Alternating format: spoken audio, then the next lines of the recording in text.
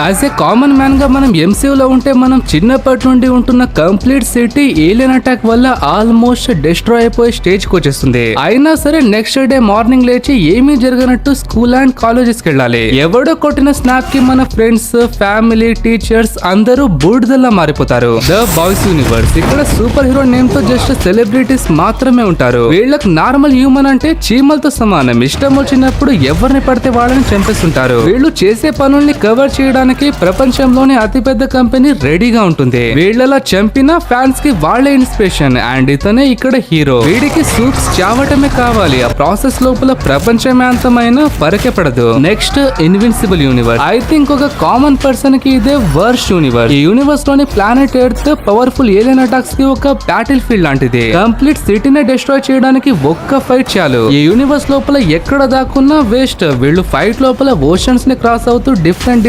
Continents వెళ్ళి fight చేస్తారు.